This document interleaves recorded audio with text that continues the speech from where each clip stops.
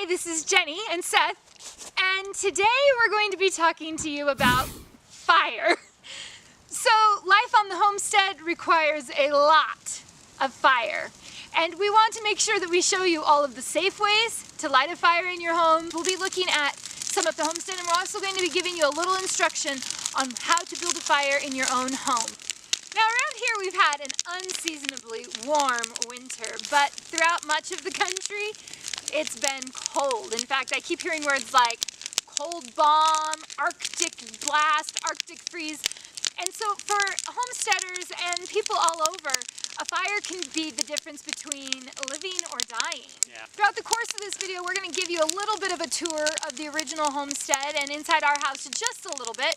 And we're going to show you some of the original cook stoves, some of the original wood stoves. Some are still actually in use today in our fur house and throughout some of the other buildings.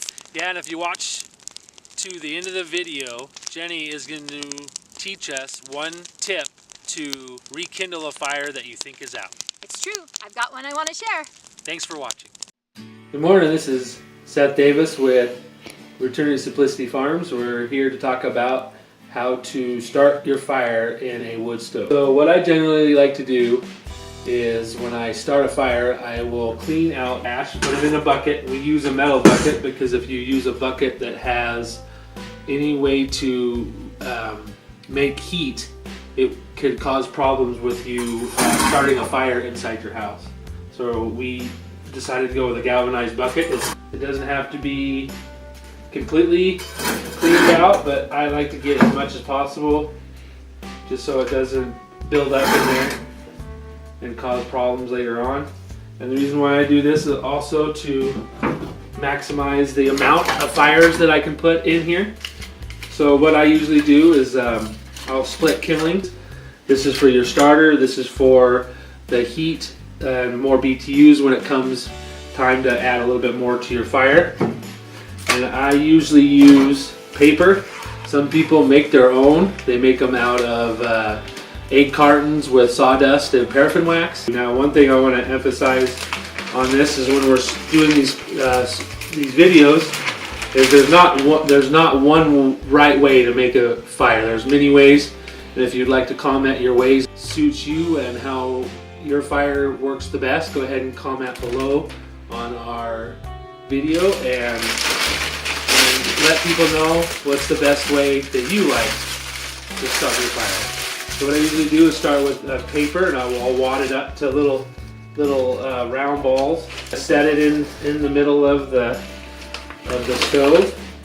And one thing that's really important when you're doing this is to make sure that it is centered, because if you don't have it centered, when you put your wood in, it tends to roll your wood around. Now a lot of people do two different styles of stacking the kindling in. Some people do a teepee, some people do a square, or some people just kind of lay it in like Lincoln logs. What I like to do is do a square. So I'll put a piece up front and a piece in the back, and then I'll kind of try to make like a little square in there.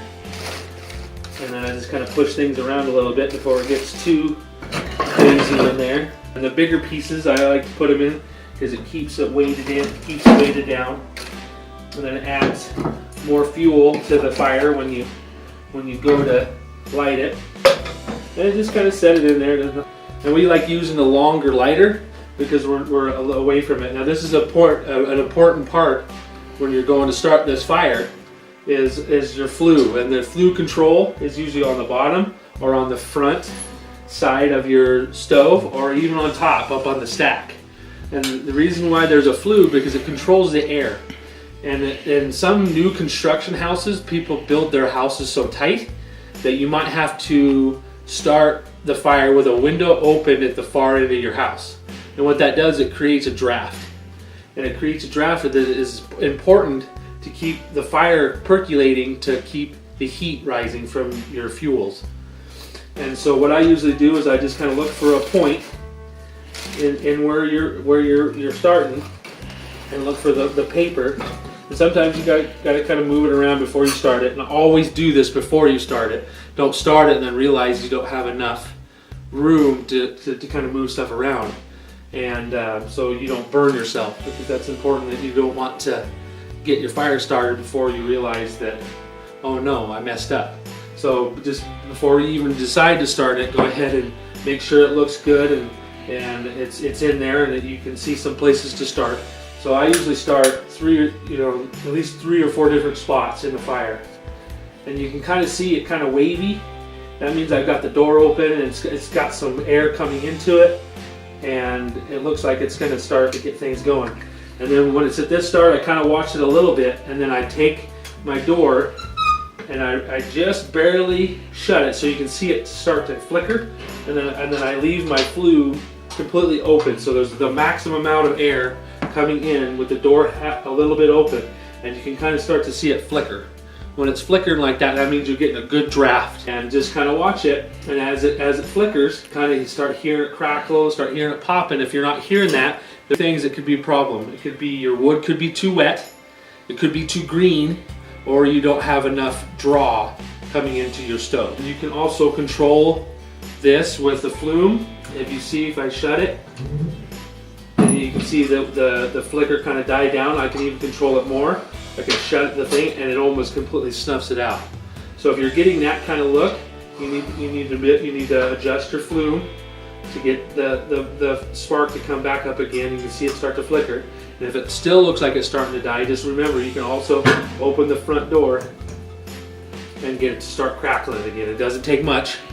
It's really easy, really kind of simple to control it, and you can do it all by yourself. There's also flumes that are up on the stack that at night some people shut those completely down, so it's just a rolling smolder thing that goes all night long. Now some stoves are different. They have burn rates. Ours is about 8 hours per burn, 6 to 8 hours.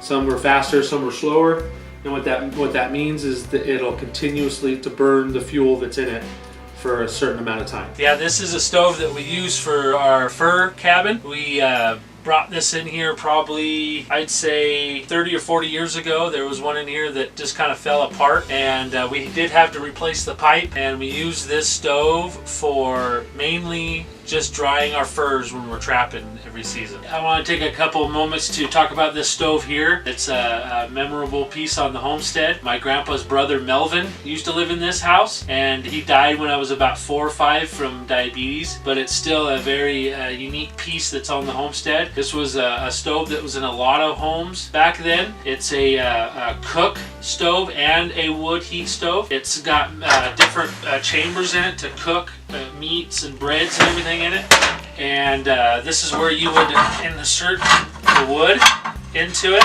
to heat it, and it would circulate through the stove and out the flume.